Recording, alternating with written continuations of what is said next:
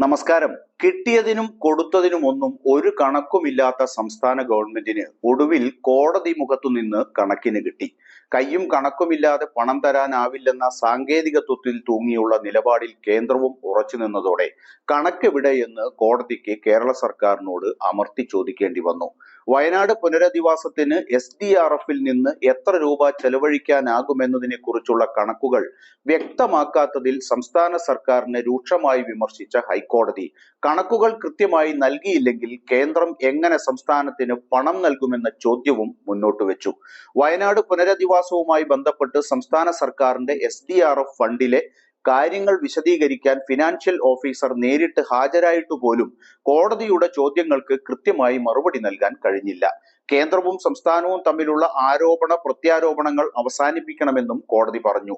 SDRF-ൽ എത്ര പണമുണ്ടെന്ന ഹൈക്കോടതിയുടെ ചോദ്യത്തിന് 677 കോടി എന്നായിരുന്നു സംസ്ഥാന സർക്കാരിന്റെ മറുപടി.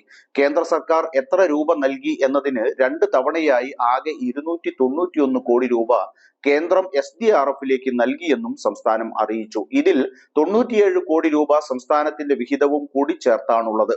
ഇതിൽ 95 കോടി രൂപ സംസ്ഥാന സർക്കാർ വയനാട്ടിലേത് അടക്കമുള്ള മറ്റ് ദുരന്ത നിവാരണ പ്രവർത്തനങ്ങൾക്ക് ചെലവഴിക്കുകയും ചെയ്തു. ഇനി അവശേഷിക്കുന്നത് 677 കോടി രൂപയാണ്. ഇതിൽ എത്ര പണം വയനാടിന്റെ പുനരധിവാസത്തിനായി ചെലവഴിക്കുമെന്ന ചോദ്യത്തിനാണ് സംസ്ഥാന സർക്കാരിന്റെ പക്കൽ ഉത്തരമില്ലാതെ പോയത്. കണക്കുകൾ വ്യാഴാഴ്ച സമർപ്പിക്കാമെന്ന് സംസ്ഥാന സർക്കാർ അറിയിച്ചതോടെ വാദം 12-ാം തീയതിയിലേക്ക് മാറ്റി. ഇതിനിടെ ദുരന്തബാധിത വയനാടിന് സഹായം ആവശ്യപ്പെട്ടുകൊണ്ടുള്ള വിശദ റിപ്പോർട്ട് നവംബർ 13-ന് മാത്രമാണ് കേരളം കൈമാറിയതെന്ന് കേന്ദ്ര ആഭ്യന്തരമന്ത്രി അമിത്ഷാ വ്യക്തമാക്കി. വയനാട് MP പ്രിയങ്ക ഗാന്ധിക്ക് നൽകിയ മറുപടിയിലാണ് അദ്ദേഹം ഇക്കാര്യം പറഞ്ഞത്. സംസ്ഥാനം സമർപ്പിച്ച റിപ്പോർട്ട് മന്ത്രിതല സമിതി പരിശോധിച്ചു വരികയാണെന്നും അമിത്ഷാ പറഞ്ഞു.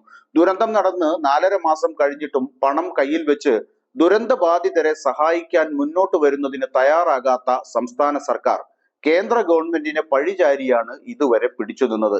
കോടതി നിലപാട് കടുപ്പിച്ചതോടെ ഇനിയും അങ്ങനെ തുടരാനാവില്ല എന്ന കാര്യം ഉറപ്പായി. പ്രിയങ്കയുടെ നേതൃത്വത്തിൽ കേരള MP-മാർ കൂടി ഇറങ്ങിയതോടെ ഉടനടി തീരുമാനമെടുക്കാതെ വയ്യ എന്ന നിലയിൽ കേന്ദ്ര ഗവൺമെന്റും എത്തിയിട്ടുണ്ട്.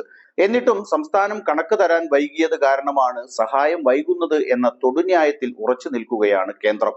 സർവ്വതും നഷ്ടപ്പെട്ട ഒരു ജനത 4.5 മാസമായി കണ്ണീർ കയത്തിലാണെന്നത് ഇരു സർക്കാരുകളും ഓർത്താൽ നന്ന്.